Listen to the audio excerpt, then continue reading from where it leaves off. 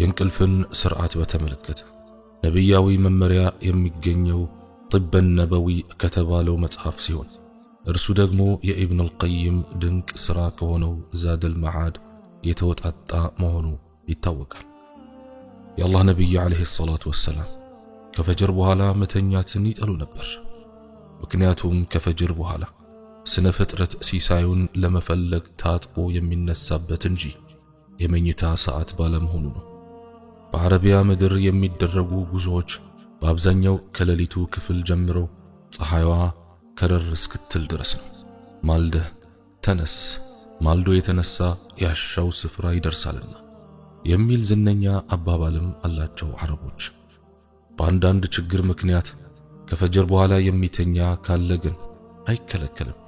ለምሳሌ ጥበቃ ላይ ያደራል፣ የሌሊት ተረኛ የሕክምና ባለሙያ ቢሆን፣ ሰው ቢታመምበትና እንቅልፍ ቢይዘው ወዘተ ማለት ነው። እንደ ሱና ከሆነ ግን የአላህ ነቢይ ዓለይሂ ሰላቱ ወሰላም በዱሓ ወቅት ወይም ረፋድ ላይ ብዙውን ጊዜ ደግሞ ከዙሁር በኋላ ነበር አረፍ የሚሉት። አብዱላህ ኢብኑ ዓባስ ረዲየላሁ ዐንሁ ከልጆቻቸው አንዱ ከፈጅር በኋላ ሲተኛ አይተውት ተነስ፣ ለፍጡራን ሲሳይ በሚታደልበት ሰዓት ትተኛለህን በማለት ወቅሰውታል። አንዳንዶች እንዲያውም ኃጢአተኞች ሳይበክሉት በፊት የፈጅርና ከዚያ በኋላ ያለውን አየር መተንፈስ መልካም እንደሆነ ይናገራሉ። ከዚሁ ጋር በተያያዘ ከዓስር በኋላ መተኛትም እንዲሁ የተጠላና ከዚያም አልፎ ለእብደት ሊዳረግ እንደሚችል ይነገራል። ፈጅር ሰላትና በአካባቢው ያለው ወቅት የተረዳው ሰው ብዙ ያተርፍበታል። 10 ብስራቶች ፈጅር ሰላትን በጀማዓ ለሰገደ ሰው። እነዚህ ብስራቶችን ሰምቶ የፈጅር ሰላት የሚያመልጠው ሰው ይኖራል ብዬ አላስብም ቢኢዝኒላህ። ብስራት 1 ለቅያ ማለት ሙሉ ብርሃን ይሆናል። ነቢዩ ዓለይሂ ሰላቱ ወሰላም እንዲህ ብለዋል፣ በጨለማ ወደ መስጂዶች የሚሄዱትን ለቅያ ማለት ሙሉ ብርሃን እንደሚኖራቸው አበሰራቸው። ብስራት 2 የፈጅር 2 ሱና ሶላቶች ከአዱንያና በውስጧ ካለው ነገር ይበልጣሉ። ነቢያችን ዓለይሂ ሰላቱ ወሰላም እንዲህ ብለዋል፣ የፈጅር 2 ሱና ሶላቶች ከአዱንያና በውስጧ ካለው ነገር ይበልጣሉ። ብስራት 3 ወደ መስጂድ በሚራመደው ልክ ምንዳ ይጻፍለታል። ሐቢባችን ዓለይሂ ሰላቱ ወሰላም እንዲህ ብለዋል፣ ከቤቱ ወደ መስጂድ የወጣ ሰው በሚራመደው እያንዳንዷ እርምጃ አጅር ይጻፍለታል። ብስራት 4 የመላእክቶች ምስክርነት። አላህ እንዲህ ብለዋል፣ ሶላትን ከፀሐይ መዘንበል እስከ ሌሊት ጨለማ ድረስ ስገድ፣ የጎህንም ሰላት ስገድ፣ የጎህ ሰላት መላእክት የሚጣዱት ነውና። ብስራት 5 ከእሳት መዳን። ነቢዩ ዓለይሂ ሰላቱ ወሰላም እንዲህ ብለዋል፣ ከፀሐይ መውጣትና መግባት በፊት ማለትም ፈጅርና ዐስር የሰገደ ሰው ጀሃነም አይገባም። ያ አላህ ሰምተው ከሚጠቀሙ ያድርገን። ብስራት 6 አላህን ማየት። ነቢዩ ዓለይሂ ሰላቱ ወሰላም እንዲህ ብለዋል፣ ጨረቃዋ ሙሉ በነበረችበት አንድ ሌሊት ነቢዩ ዓለይሂ ሰላቱ ወሰላም ዘንድ ነበርን። ነቢዩ ዓለይሂ ሰላቱ ወሰላም ጨረቃዋን ተመለከቱና እንዲህ አሉ፣ እናንተ ይህን ጨረቃ ሳትጨናነቁ እንደምታዩት አላህንም ታዩታላችሁ። ከቻላችሁ ከፀሐይ መውጣትና መግባት በፊት ባለው ሶላት አትሸነፉ፣ ማለትም ፈጅርና ዐስር። ብስራት 7 የሌሊት ሶላት ምንዳ። ነቢዩ ዓለይሂ ሰላቱ ወሰላም እንዲህ ብለዋል፣ ዒሻ ሰላትን በጀማዓ የሰገደ የሌሊቱን ግማሽ እንደ ቆመ ይቆጠራል። ፈጅርን በጀማዓ የሰገደ ሰው ደግሞ ሌሊቱን ሙሉ በጀማዓ እንደሰገደ ይቆጠራል። ብስራት 8 የመላእክቶች ዱዓ። ነቢዩ ዓለይሂ ሰላቱ ወሰላም እንዲህ ብለዋል፣ ፈጅር ሰላት ሰግዶ በመስገጃው ላይ ቁጭ ያለ መላእክቶች በእርሱ ላይ ሰላት ያወርዳሉ። የእነርሱ ሰላት አላህ ሆይ ማረው፣ አላህ ሆይ እዘንለት ነው። ያ አላህ አላህ ይወፍቀን ብቻ። ብስራት 9 የሐጅና የዑምራ ምንዳ። ነቢዩ ዓለይሂ ሰላቱ ወሰላም እንዲህ ብለዋል፣ የፈጅር ሰላትን በጀማዓ የሰገደና ፀሐይ እስክትወጣ ቁጭ ብሎ ዚክር ያደረገ ከዚያ 2 ረክዓ የሰገደ ልክ እንደ ሙሉ የሐጅና የዑምራ ምንዳ ይሆንለታል። ብስራት 10 በአላህ ከለላና ጥበቃ ስር። ነቢያችን ዓለይሂ ሰላቱ ወሰላም እንዲህ ብለዋል፣ ፈጅር ሰላት የሰገደ ሰው በአላህ ከለላ ስር ነው። በአላህ ከለላ ስር ያለን ሰው ነክታችሁ አላህ እንዳያሳድዳችሁ። አላህ ያሳደደው ሰው ይደርስበትና ጀሃነም ውስጥ ይደፋል። አላህ ይጠብቀን። አላህ ሆይ የፈጅር ሰላትን አግራለን። ፈጅር ሰላት ያለበት ሰዓት ከባድ መስሎ ሊታይ ይችላል። ጣፋጭ እንቅልፍ በሚወረን ሰዓት፣ በብርድ ወቅት በብርድ ልብስ ተሸፋፍነን ተከናንበን ሞቅ ካለው አልጋ መነሳት ከባድ ቢሆንም የፈጅር ሰላት ክብደት ግን ሐቂቃ ከጣፋጩ እንቅልፍ ክብደት ሊወዳደር አይችልም። የፈጅር ሰላት ክብደት በጣም የላቀ፣ የፈጅር ሰላት ክብደት ለገባው የሚጠቅም ክብደት ነው ሐቂቃ። ለዚህም ነው የፈጅር አዛን ላይ አሰላቱ ኸይሩን ሚነ ነውም የተባለው። ሰላት ከእንቅልፍ ይበልጣል። እንቅልፍ እንደሆነ በመተኛታችን የአዱንያን በጣም ትንሽ ጊዜያዊ እረፍትን ነው የምናገኝበት።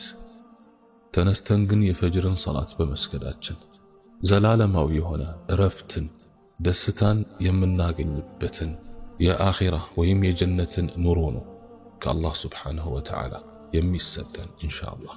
አላህ ስብሓንሁ ወተዓላ ብቻ ይወፍቀን። አንተ ሰላትን የተውክ ሆይ ሰላትን መተው ሥራን ሁሉ እንደሚያበላሽ አልሰማህምን?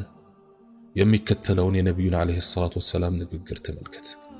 መን ተረከ ሰላት አልዓስር ሐቢጠ ዐመሉሁ። የዓስርን ሰላት የተወ ሥራው በርግጥ ተበላሸበት። ቡኻሪ ዘግቦታል።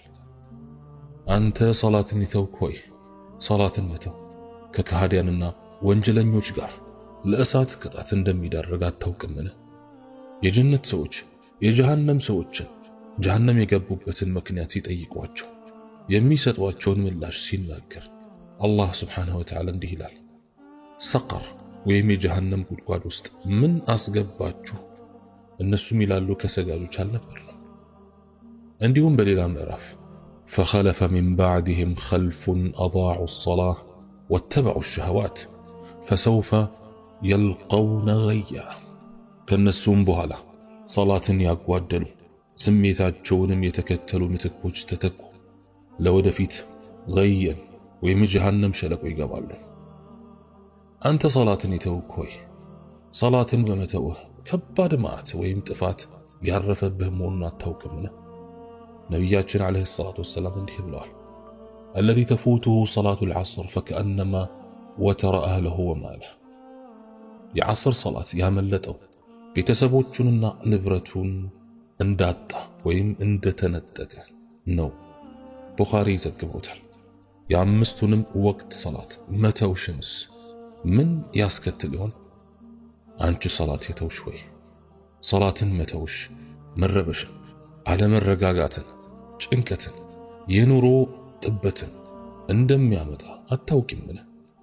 አላህ ስብሓንሁ ወተዓላ እንዲህ ይላል፣ ወመን አዕረض ዐን ዚክሪ ፈኢነ ለሁ መዒሸተን ضንካ ወነሕሹሩሁ የውመል ቂያመቲ አዕማ ቃለ ረቢ ሊመ ሐሸርተኒ አዕማ ወቀድ ኩንቱ በሲራ ቃለ ከዛሊከ አተትከ አያቱና ፈነሲተሃ ወከዛሊከ ልየውመ ቱንሳ።